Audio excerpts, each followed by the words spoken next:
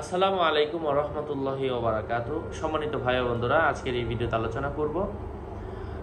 এক ভাই জানতে চাচ্ছিলেন যে আমাবস্যায় সন্তান জন্মগ্রহণ করলে সন্তানের কোনো ক্ষতি হয় কিনা, এ বিষয়ে ইসলাম কি বলে।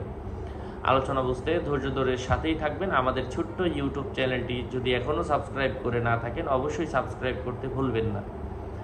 আমাবস্যায় যদি কারোর সন্তান হয়, এক্ষেত্রে সন্তানের কোনো ক্ষতি হবে না এবং মারও কোনো ক্ষতি হবে না। আমাবস্যায় সন্তান হলে লাভ লস কিছুই হয় না। সাধারণত এবং সচরাচর সন্তান হলে যেমন হয় ঠিক তেমনই।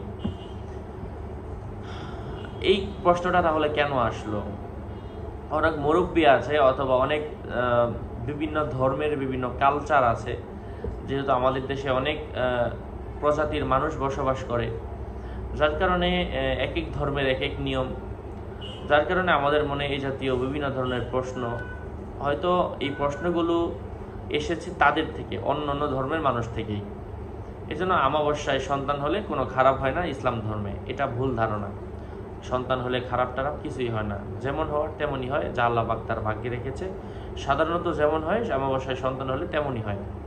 যাই হোক, আশা করছি বুঝতে পেরেছেন। আরও আপডেট পেতে আমার সাথেই থাকবেন। আমার ভেরিফাইড চ্যানেলের ডিসক্রিপশন বক্সে ক্লিক করলে আমার পেজ এবং আমার আইডি আসবে। এর বাইরে অন্য কোনো পেজ নাই, আইডি নাই, আমার কোনো ইমো নাই, হোয়াটসঅ্যাপ নাই।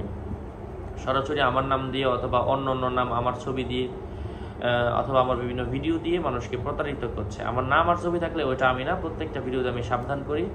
আমার 12,000 ভিডিও ডিসক্রিপশন বক্সে ক্লিক করলে আমার পেজ আসবে, এর বাইরে অন্য কোনো পেজ নাই। আসসালামু আলাইকুম ওয়া রাহমাতুল্লাহ।